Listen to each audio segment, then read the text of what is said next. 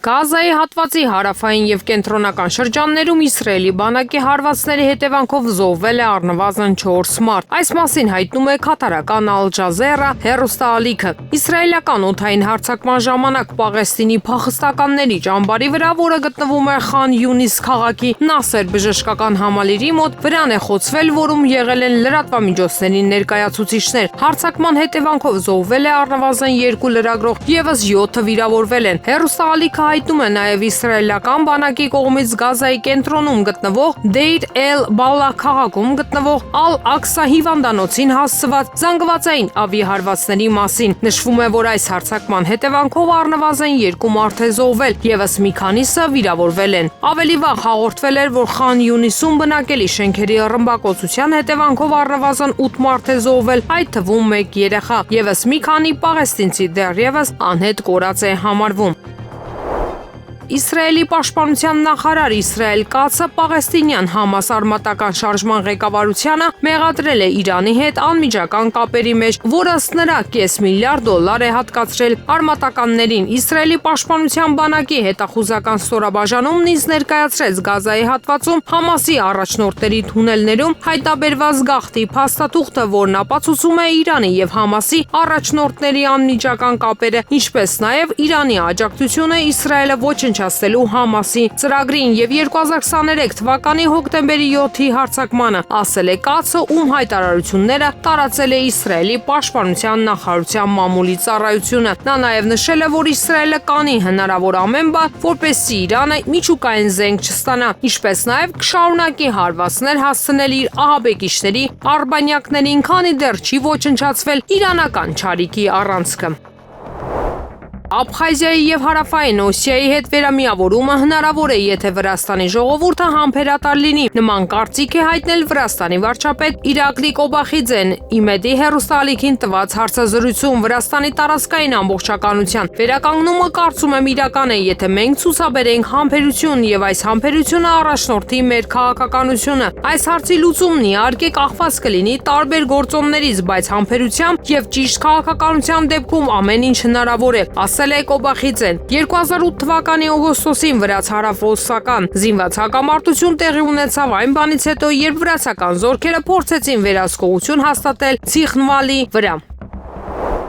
Իսրայելը շահագրգռված է Հունգարիայի հետ զենքի արտադրության ոլորտում համագործակցությամբ։ Այս թեման քննարկել են երկու երկրների կառավարությունների ղեկավարները։ Այս մասին հայտարարել է հրեական պետության վարչապետ Բենյամին Նեթանյահուն Բուդապեշտ կատարած այցից հետո, որտեղ հանդիպում է ունեցել հունգարացի գործընկեր Վիկտոր Օրբանի հետ։ Մենք քննարկել ենք զենքի արտադրության ոլորտում համագործակցությունը։ Դրանք մեզ անհրաժեշտ է, որպեսզի շարունակենք եւ հասնենք լիակատար հաղթանակի պատերազմում 7 ճակատով, ասել է Նեթանյահուն, ում հայտարարությունները տարածել է նրա գրասենյակը։ Նա ավարտված այցը Հունգարիա ընդհանուր առմամբ շատ կարևոր է անվանել, նշել է երկու երկրների միջև հարաբերությունների բարեկամական բնույթը եւ կրկին աջակցել է միջազգային քրեական դատարանի հետ համագործակցությունը դադարեցնելու Բուդապեշտի որոշումը։ Հունգարիան Իսրայելի մեծ բարեկամն է, նա պաշտպանում է մեզ Եվրամիությունում, ՄԱԿ-ում եւ վերջապես Հագայի կոռումպացված միջազգային քրեական դատարանում, որն ուղղված է բոլորիս դեմ Իսրայելի պաշտպանության բանակի զինվորների, հրամանատարների եւ Իսրայել պետության դեմ։ Նա փորձում է մեզ զրկել ինքնապաշտպանության իրավունքից, ասել է վարչապետը։ ԱՄՆ-ն Չինաստանի հետ մաքսատուրքերի համաձայնագիր չի կնքի, քանի դեռ չի կարգավորվել ԱՄՆ-ի առևտրային դեֆիցիտը։ Այս մասին լրագրողների հետ զրույցում հայտարարել է ԱՄՆ նախագահ Դոնալդ Թրամփը։ Մենք պետք է զբաղվենք Չինաստանի հետ առևտրային դեֆիցիտով։ Մենք միլիարդավոր դոլարներ ենք կորցնում Չինաստանից, քանի դեռ չենք լուծել այս խնդիրը, ես չեմ պատրաստվում գործարք կնքել, ասել է նա։ Թրամփը կանխատեսումներ չի արել շուկաների ապագա դինամիկայի վերաբերյալ, սակայն ասել է, որ Միացյալ Նահանգները տնտեսապես շատ ավելի ուժեղ է, քան մյուս երկրները։ Ավելի վաղ Չինաստանի ժողովրդական հանրապետության պետական խորհրդի սակագնային հանձնաժողովը հայտարարել էր, որ Չինաստանը լրացուցիչ մաքսատուրքեր է սահմանում ԱՄՆ-ից ներկրվող ապրանքների համար՝ ի պատասխան Թրամփի մաքսային քաղաքականության։ Գերատեսչությունից պարզաբանել են, որ ի լուրումն գործող տուրքերի ներդրվում են սակագներ Չինաստանի եւ ԱՄՆ-ի միջև առևտրաշրջանառությունը 2024 թվականի վերջին հասել է $678.28 միլիարդ։ Նախորդ շաբաթվա ընթացքում տոմսային համակարգում արձանագրված վավերացումների ընդհանուր թիվը կազմել է 2,439,525, որից տրոլեյբուսներում 92,151, մետրոպոլիտենում 509,514, ավտոբուսներում 1,837,860։ Նախորդ շաբաթվա համեմատ վավերացումների թվի մոտ 43,000-ի աճ կա։ Այդ մասին զեկուցվեց Երևանի քաղաքապետարանի ապրիլի 7-ի գործակարգավարական խորհրդակցության ժամանակ։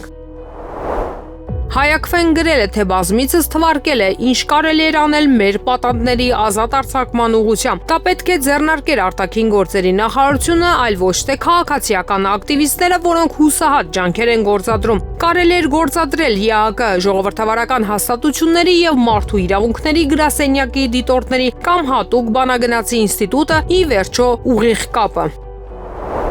Վիլեն Գաբրիելյանը նոր աշխատանքի է լցվում։ ՔՊԱ-ական Վիլեն Գաբրիելյանը գրել է, այս ընթացքում միության գործունեության հետ կապված մեծ աշխատանքներ ենք իրականացրել, հասցնելով մեր ձայնը տարբեր միջազգային հարթակներ, սակայն միաժամանակ պետք է փաստեմ, որ падգամավորի կարգավիճակը որքանով որ օգնել այս գործում, բայց падգամավորի այլ պարտականությունների կատարման տեսանկյունից միշտ չէ, որ հնարավորություն են տվել լիարժեք լցվել միության ամբողջական աշխատանքներին։ Ըստ այդմ հրապարակային հայտարարում են, որ այս պայս սկսած լիարժեք լցվելու է միության աշխատանքները կազմակերպելուն, ինչը իրենից ենթադրելու է Գարդման, Շիրվան, Նախիջևան համահայկական միության աշխատակազմի տարածքային ստորաբաժանումների արտերկրյա մասնաճյուղերի կառուցվածքային ձևավորման ամբողջականացում։ Բաց ենք համագործակցելու փախստականների իրավունքները պաշտպանող յուրաքանչյուր կազմակերպության եւ անհատի հետ, ինչը որի սկզբան եղել է մեր նպատակը հանդիսանալ լայն կոնսոլիդացիայի միասնական հարթակ։ Եղեք զգոն, սառնասիրտ, հավասարակշիռ, ուժեղ տոկոն։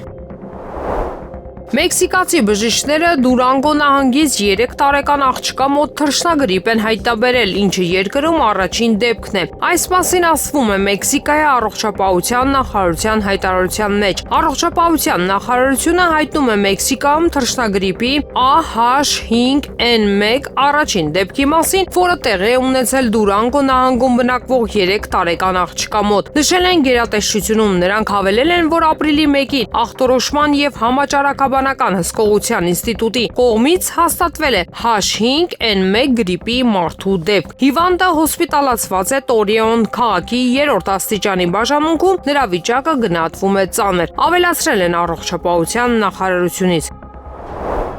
Ուկրաինայի նախագահ Վոլոդիմիր Զելենսկին ի վիճակի չէ որոշումներ կայացնել, որոնք կնպաստեն Ուկրաինայի հակամարտության կարգավորմանը։ Այս մասին հայտարարել է ԱՄՆ բանակի պաշտոնաթող փոխգնդապետ Դենիել Դևիսը։ Զելենսկին ոչ պիտանի գործընկեր է բանակցությունների համար, քանի որ նա ի վիճակի չէ ընդունել պատերազմը դադարեցնելու համար անհրաժեշտ որոշումները, ընդգծել է նա։ Ինչպես նշել է Դևիսը, Զելենսկին լրջորեն սխալվում է հակամարտության շրջանակներում իր հնարավորությունների հարցում։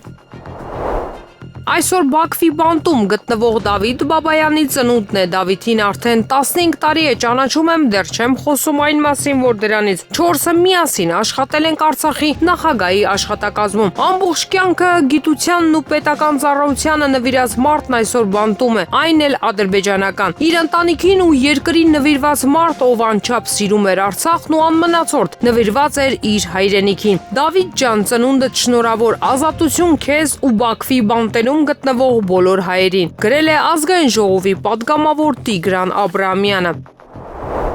Իսրայելի վարչապետ Բենյամին Նեթանյահուն ծրագրում է երկուշաբթի օր այցելել Վաշինգտոն հանդիպելու ԱՄՆ նախագահ Դոնալդ Թրամփի հետ։ Այս մասին հայտնում է Axios պորտալը հղում կատարելով սեփական աղբյուրներին։ Կողմերը կքննարկեն ԱՄՆ-ի սահմանած ներմուծման մաքսատուրքերը, Իրանի միջուկային ծրագիրը եւ Գազայի հատվածում տիրող իրավիճակը։ Axios-ը նշում է, որ ճանապարհորդությունն ի սկզբան է նախատեսված էր ապրիլի կեսերին։ Պորտալի զրուցակիցները հայտնել են, որ այցի ժամկետը դեռ կարող է փոխվել կապված կոռուպցիոն գործով մոտ ապագայում Իսրայելում նախատեսված դատական լսումների հետ, որին սպասվում է Իսրայելի վարչապետի մասնակցությունը։ Ըստ Axios-ի, Նեթանյահուն կարծում է, որ ԱՄՆ-ի եւ Իրանի միջև միջուկային համաձայնության հասնելու հնարավորությունները չափազանց ցածր են եւ ցանկանում է Թրամփի հետ պայմանավորվել հարվածելու Իրանի միջուկային օբյեկտներին, եթե դիվանագիտությունը ձախողվի։ Առնվազն 38 պաղեստինցի է զոհվել ուրբաթ երեկոյան Գազայի հատվածում իսրայելական բանակի ավիահարվածների եւ գնդակոծությունների հետևանքով։ Այս մասին հայտնում է քաթարական Al Jazeera հեռուստաալիքը։ Ըստ Գազայի Ահլի հիվանդանոցի բժիշկների, որոնց մեջբերում է հեռուստաալիքը, բուժ հաստատությունում տեղ չի մնացել վերջին հարձակումներից տուժածներին բուժելու համար։ Մարտի 18-ին իսրայելական բանակը վերսկսել է ռազմական գործողությունները Գազայի հատվածում, զանգվածային հարձակումներ կատարելով անկլավի վրա եւ դրանով իսկ ընդհատելով հունվարին հաստատված հրադադարը։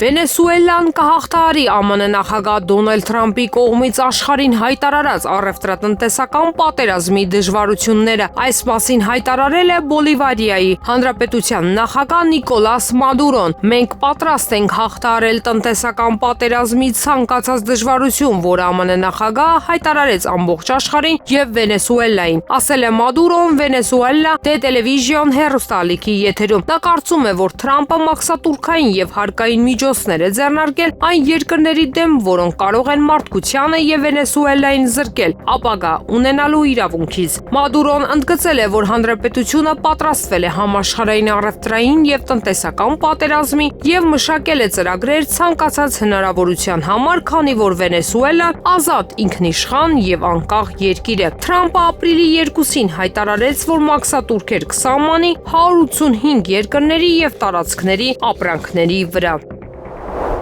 Եվրոպացիները պետք է ապահովեն հակամարտության ավարտը նախքան Ուկրաինա խաղաղապանների հնարավոր տեղակայման հարցը քննարկելը։ Այս մասին Վելթին ասել է Ֆինլանդիայի նախագահ Ալեքսանդր Ստուբը։ Այս թեման վերածվել է ընթացքից լրիվ շեղված խորհրդանշանական քննարկման, ընդգծել է նա։ Ֆինլանդիայի նախագահի խոսքով նախանձրաժեշտ է հրադադարի հասնել հակամարտության շրջանակներում, այնուհետև խաղաղություն հաստատել եւ հետո միայն խաղաղապանների միջոցով խաղաղություն ապահովել։ Ուկրաինայի կողմից աճող ագրեսիայի համատեքստում միայն ժամանակի հարց է, երբ Ռուսաստանը կուժեղացնի իր հարձակումները հանրապետության տարածքի վրա։ Այս մասին գրում է ՄԿ-ն իրազեկ աղբյուրներին հղումով։ Ըստ հրատարակության զրուցակիցների Ռուսաստանի Դաշնության նախագահ Վլադիմիր Պուտինն արդեն հանձնարարել է պաշտպանության նախարար Անդրեյ Բելոուսովին պատրաստվել պատասխան գործողությունների մոտ ապագայում Ռուսաստանի Դաշնության զուն կարող է լայնածավալ հարձակում սկսել ուկրաինական օբյեկտների վրա։ Նշվում է, որ Մոսկվան դիտարկում է էներգետիկ ոլորտում ժամանակավոր հրադադարի մասին համաձայնագրից դուրս գալու հնարավորությունը։ Ռուսական կողմը նախատեսում է առաջիկա օրերին ԱՄՆ-ին տեղեկացնել իր որոշման մասին։ Եթե Վաշինգտոնը չկարողանա ճնշում գործադրել Կիևի վրա, Մոսկվան կարող է դադարեցնել մասնակցությունը այս ձևաչափին մինչև ապրիլի 5-ը կամ 6-ը, որից հետո կրկին բարձր ճշգրտության սպառազինության հարվածներ կհասվեն Ուկրաինայի էներգետիկ ենթակառուցվածքին, ասվում է զեկույցում։ Թուրքիան շահագրգռված չէ տարածաշրջանում անկայունության նոր օջախով եւ չի ցանկանում, որ ԱՄՆ-ն հարձակվի Իրանի վրա։ Այս մասին Reuters-ին ասել է Թուրքիայի արտգործնախարար Հական Ֆիդանը։ Մեր տարածաշրջանը չի կարող իրեն թույլ տալ հերթական պատերազմը, անկայունության եւս մեկ հսկայական աղբյուր, եւ մենք չգիտենք, թե ինչպիսի էսկալացիա կարող է լինել նման հարձակման դեպքում։ Հետեւաբար մենք չենք ցանկանում, որ ԱՄՆ-ն հարձակվի Իրանի վրա։ Մեզ, ինչպես նախկինում, պետք է տեսնել խաղաղության շուրջ բանակցություններ երկու շահագրգիռ կողմերի միջև, մեջբերել է գործակալությունը Ֆիդանի խոսքերը։ Եվրոպայում պաշտոնյաները խաբում են իրենց եւ բնակչությանը, հավաստիացնելով, որ Ռուսաստանը գլխավոր սպառնալիքն է ամբողջ աշխարհի համար։ Այն դեպքում, երբ ներքին խնդիրները վաղուց ԵՄ-ին դուրս են մղել միջազգային ասպարեզից։ Այս մասին հայտնել է ԱՄՆ փոխնախագահ Վենսը։ Պետք է խոստովանենք, Եվրոպայի համար գլխավոր սպառնալիքը Ռուսաստանը կամ Չինաստանը չեն։ Հիմնական սպառնալիքը նրա ներքին խնդիրներն են՝ միգրացիոն քաղաքականությունը, որը քանդում է Եվրոպայի մշակութային հիմքը, տնտեսական քաղաքականությունը, որը նվազեցնում է մրցակցությունը եւ անվտանգության քաղաքականությունը։ Չնայած Եվրոպայի առաջնորդներն ասում են, որ Ռուսաստանն աշխարհում գլխավոր սպառնալիքն է, ասել է ԱՄՆ փոխնախագահը։ Ուկրաինան խաղաղ բնակչության վրա հարձակումներով ցույց է տալիս, որ իր ծրագրերի մեջ չի մտնում հրադադարը եւ հակամարտության քաղաքական կարգավորման հասնելը։ Այս մասին հայտնել է ՌԴԱԳՆ պաշտոնական ներկայացուցիչ Մարիա Զախարովան։ Այս բոլոր փաստերը խոսում են այն մասին, որ Կիևի պլանների մեջ չեն մտնում հրադադար եւ հակամարտության քաղաքական կարգավորման հասնելը։ Զելենսկու ռեժիմը խաղաղության քաղաքական կամք չունի, ասվում է դիվանագետի հայտարարության մեջ։ Նրա խոսքով Կիևը նպատակաուղղված հարձակվում է Ռուսաստանի սահմանամերձ շրջանների վրա, ռուսների շրջանում խոճապ տարածելու համար։ Եվրոպացիները պետք է ապահովեն հակամարտության ավարտը, նախքան Ուկրաինա խաղաղապահների հնարավոր տեղակայման հարցը քննարկելը։ Այս մասին ասել է Ֆինլանդիայի նախագահ Ալեքսանդր Ստուբը։ Այս թեման վերածվել է ընթացիկ լրիվ շեղված խորհրդանշական քննարկման, ընդգծել է նա։ Ֆինլանդիայի նախագահի խոսքով նախ անհրաժեշտ է հրադադարի հասնել հակամարտության շրջանակներում, այնուհետև խաղաղություն հաստատել եւ հետո միայն խաղաղապահների միջոցով խաղաղություն ապահովել։ Կանադայի ԱԳՆ նախարար Մելանի Ժոլին ՆԱՏՕ-ի երկրների ԱԳՆ նախարարների հանդիպման ժամանակ հայտարարել է, որ Ռուսաստանի համար պետք է վերջնաժամկետ սահմանել ուկրաինական հակամարտությունում զինադադարի ընդունման վերաբերյալ։ Նախարարը սպառնացել է, որ հետևանքներ կլինեն Ռուսաստանի համար, եթե նա չհամաձայնի հրադադարի պայմաններին։ Ժոլիի խոսքով նախարարները քննարկել են ուկրաինական հակամարտությունը եւ աջակցել են բանակցություններին ԱՄՆ-ի կողմից։ Նախարարը հայտարարել է, որ Ռուսաստանը պետք է հակամարտության վերաբերյալ ավելի հստակ դիրքորոշում ներկայացնի։ Ուկրաինան պատրաստ է ցանկացած սադրանքի խափանելու Ռուսաստանի եւ ԱՄՆ-ի միջև հակամարտության կարգավորման շուրջ բանակցությունները։ Այս մասին Telegram-ի իր ալիքում հայտարարել է Ռուսաստանի Դաշնության արտաքին գործերի նախարարության հատուկ հանձնարարություններով դեսպան Ռուդիոն Միրոշնիկը։ Ռուսաստանի եւ ԱՄՆ-ի բանակցությունները խափանելու համար Կիևը պատրաստ է ցանկացած սադրանքի առաջին հերթին իր տարածքում, ընդգծել է նա։ Միրոշնիկի խոսքով առաջին հերթին խոսքը Ուկրաինայի տարածքում սադրանքների մասին է, որտեղ նրանց ոչ ոք չի խանգարում, նսեմ ասել սեփական բնակչությանը։ Գերեվարված ուկրաինացի զինծառայող Ալեքսանդր Գորբը 10-ին տված հարցազրույցում պատմել է իր հրամանատարի հանցագործությունների մասին ուղղված խաղաղ բնակչության եւ գերեվարված ռուս զինվորների դեմ։ Նա պատմել է ինչպես է իր հրամանատարը ֆիզիկական բռնություն ենթարկել խաղաղ բնակչությանը։ Նրա խոսքով որոշ գերիներ հրամանատարի հետ զրույցներից հետո չեն վերադարձել։ Գորբը նկարագրել է ինչպես է տեղի բնակչությունը ենթարկվել ծեծին։ Նա նաեւ հաստատել է, որ հրամանատարն անձամբ մասնակցել է գերեվարված ռուս ծառայողների նկատմամբ իրականացրած դաժան գործողություններին։ Գերմանիայում երկրորդ համաշխարհային պատերազմի ավարտի 80-ամյակի նվիրված հիշատակի միջոցառումներից ռուսների եւ բելարուսների հնարավոր արտաքսումը ոչ այլ ինչ է, քան Գերմանիայի արտգործնախարարության ղեկավար Անալենա Բերբոկի կամքի հաղթանակ։ Այս մասին Telegram-ի իր ալիքում հայտարարել է Ռուսաստանի արտաքին գործերի նախարարության պաշտոնական ներկայացուցիչ Մարիա Զախարովան։ Գերմանիայի արտաքին գործերի նախարարության ռևանշիստ եւ նեոնացիստ Անալենա Բերբոկի գլխավորությամբ խորհուրդ է տվել Ռուսաստանի եւ Բելարուսի պաշտոնական ներկայացուցիչներին չհրավիրել երկրորդ համաշխարհային պատերազմի ավարտի 80-ամյակի կապակցությամբ հիշատակի միջոցառումներին, ընդգծել է նա։ Դիվանագետը նշել է, որ եթե Գերմանիայում իսկապես վռնդեն ռուսներին եւ բելարուսներին նախկին խորհրդային քաղաքացիներին հաղթանակի միջոցառումներից, ապա այլ կերպ քան նացիզմի վերածնունդ դա չի կարելի անվանել։ Քրդական Սիրիայի դեմոկրատական ուժերի շուրջ 450 մարտիկ ուրբաթ օրը լքել են Սիրիայի Հալեբ քաղաքի հյուսիսում գտնվող Աշրաֆիա եւ Շեյխ Մաքսուդ շրջանները համաձայն Սիրիայի անցումային կառավարության հետ ձեռք բերված պայմանավորվածության։ Այս տվյալները աղբյուրներին հղումով հաղորդում է Ալ-Արաբիա հեռուստաալիքը։ Նրանց տվյալներով SDF-ի մոտ 450 մարտիկ լքել է Հալեբը տարահանված աշխարհազորայինների առաջին խմբի կազմում։ Համաձայնագիրը նախատեսում է, որ Աշրաֆիա եւ Շեյխ Մաքսուդ շրջաններում մնացած քրդական ստորաբաժանումները կներառվեն հասարակական անվտանգության ուժերի կառույցներում։ Բացի այդ, ձեռք բերված պայմանավորվածությունների համաձայն բանտից կազատվեն SDF-ի 170 ներկայացուցիչներ եւ սիրիական անվտանգության ուժերի մոտ 400 կալանավորված անդամներ։ Նրանցից մի քանիսն արդեն ազատ են արձակվել վերջին օրերին։ ՍԱՆ լրատվական գործակալությունը ուրբաթ օրը հաղորդել է, որ քուրդ զինյալների առաջին շարասյունները Սիրիայի անվտանգության ուժերի ուղեկցությամբ լքել են Հալեպը դեպի Եփրատ գետի արևելյան ափ։ Ազգային ժողովի նախագահ Ալեն Սիմոնյանի հրավերով ապրիլի 1-ին երեկոյան պաշտոնական այցով Երևան է ժամանել Վիետնամի Սոցիալիստական Հանրապետության ազգային ժողովի նախագահի գլխավորած պատվիրակությունը։ Հանդիպումների շարքը սկսվել է Ալեն Սիմոնյանի եւ Վիետնամի ազգային ժողովի նախագահ Չան Թան Մանի առանձնազրույցով, որին հաջորդել է ընդլայնված կազմով հանդիպումը։ Կայացած հանդիպումների առանցքում են եղել միջխորհրդարանական համագործակցությանը, բարեկամական խմբերի շփումների ակտիվացման հաստատմանը, տնտեսական փոխգործակցության ընդլայնմանն ու տարածաշրջանի անվտանգությանը վերաբերող հարցերը։ Քննարկվել են նաև երկու երկրների ազգային ժողովների աշխատակազմերի փոխգործակցության հնարավորությունները։ Ֆրանսիայի նախագահ Էմանուել Մակրոնը կարող է դառնալ Եվրոպայի ներկայացուցիչը Ուկրաինայում խաղաղության շուրջ Ռուսաստանի հետ բանակցություններում, գրում է Թելեգրաֆը։ Այս մասին պնդել են աջակիցների կոալիցիայի որոշ անդամներ Ուկրաինայի հարցով հնարավոր համաձայնագրի եւ խաղաղության երաշխիքներին աջակցելու համար, հայտնել է թերթը։ Ելիսեյան պալատի աղբյուրը պարբերականին հայտնել է, որ Ֆրանսիայի առաջնորդը պատրաստակամություն է հայտնել հանդես գալ որպես եվրոպական միջնորդ, երբ ժամանակը գա։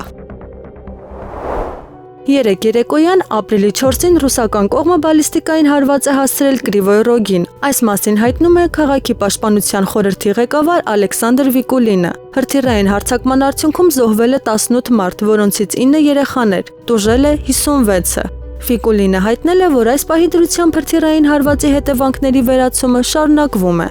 Ուկրաինան տեխնիկական խումբ կուղարկի ԱՄՆ հազվագյուտ մետաղների համաձայնագրի շուրջ ամերիկացի գործընկերների հետ բանակցելու համար։ Նման հայտարարություն է արել Ուկրաինայի նախագահ Վոլոդիմիր Զելենսկին։ Ուկրաինայի առաջնորդի խոսքով հաջորդ շաբաթ ինքը կհաստատի համաձայնագրի փոփոխությունները, որից հետո ԱՄՆ կմեկնի տեխնիկական թիմ ամերիկացի գործընկերների հետ երկխոսության համար։ Զելենսկին պարզաբանել է, որ ինքը չի մեկնի Վաշինգտոն։ Եվրոպան պետք է կոնկրետ առաջարկներ մշակի Ուկրաինայի համար անվտանգության երաշխիքների վերաբերյալ, հայտարարել է ԱՄՆ պետքարտուղար Մարկո Ռուբիոն։ Եվրոպան պետք է կոնկրետ առաջարկներ մշակի ուկրաինացի ժողովրդի անվտանգության վերաբերյալ, ասել է պետքարտուղարը։ Նրա խոսքով պետք է ավելի քիչ խոսել եւ ավելի շատ գործել։ Արգենտինայի նախկին նախագահ Քրիստինա Ֆերնանդես դե Կիրշները պետության գործող ղեկավար Խավիեր Միլեին համեմատել է Ուկրաինայի առաջնորդ Վոլոդիմիր Զելենսկու հետ, այն կարևորության պատճառով, որը նա տալիս է ԱՄՆ-ի հետ հարաբերություններին։ Նայեք Զելենսկու ծաղրածուին վայել պահելաձևին օվալաձև աշխատասենյակում եւ հետեւություններ արեք, ինչ է պատահում նրանց հետ, ովքեր դադարում են լինել անհրաժեշտ, ընդգծել է նա։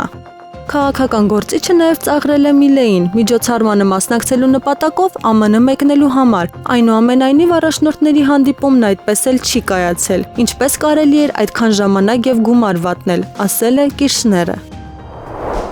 Սեուլում արդեն երկրորդ օրն է, ինչ ընթանում են Կորեայի Հանրապետության նախկին նախագահ Յուն Սեոկ Յեոլի կողմնակիցների եւ քաղաքական հակառակորդների ցույցերը, այս մասին հայտնում է TASS-ի թղթակիցը։ Ապրիլի 4-ին Սահմանադրական դատարանը միաձայն պաշտոնանկ արեց Յուն Սեոկ Յոլին։ Չնայած թույլ անձրևին նախկին նախագահի կողմնակիցները հավաքվել են Գվանգվամուն հրապարակի մոտ դեմ արտահայտվելու նրա իմպիչմենթին։ Այստեղ նրանք ոչ միայն հանդես են գալիս ի պաշտպանություն Յուն Սեոկ Յոլի, այլև քննադատում են ընդդիմադիր առաջնորդ Լի Ջե Մյունգին, Տոբուրո դեմոկրատական կուսակցության նախագահին վերջինս ֆավորիտ է համարվում գալիք նախագահական ընտրություններում, որոնք պետք է կայանան պետության ղեկավարի պաշտոնանկությունից 60 օրվա ընթացքում։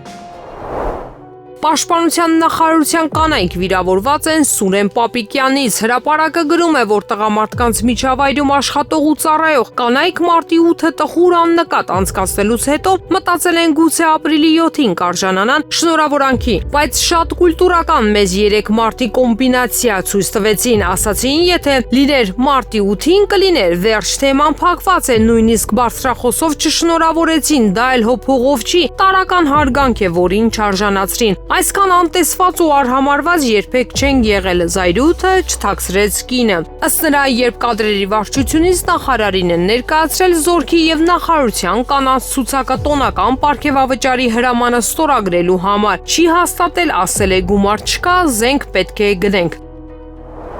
Ամերիկայի Միացյալ Նահանգների նախագահ Դոնալդ Թրամփն ապրիլի 2-ը հռչակել է ոչ ավել ոչ պակաս Ամերիկայի ազատագրման օր։ Այդ օրը նա հանդիսավոր պայմաններում հայտարարեց Միացյալ Նահանգներ ներմուծվող ապրանքների աննախադեպ բարձր մաքսատուրքերի մասին։ Վարդերի պարտեզում Թրամփը հայտարարել է, որ սա ամենակարևոր օրերից մեկն է ամերիկյան պատմության մեջ։ Դա մեր տնտեսական անկախության հռչակագիրն է, ասել է Թրամփը։ Մաքսատուրքերից չեն խուսափի նաև Հայաստանի արտահանողները, թեպետ Հայաստանից ԱՄՆ արտահանումն այնքան էլ մեծ չէ։ 2017-ից 2021 թիվը ընդհանուր մենք արտահանում ենք մոտ $50 միլիոն ապրանք դեպի ԱՄՆ, 22-23 թվականին այդ թիվը աճեց մինչև 80 միլիոն, սակայն 24, 23 եւ 24 թվականներին ունենք դեպի ԱՄՆ արտահանման կրճատում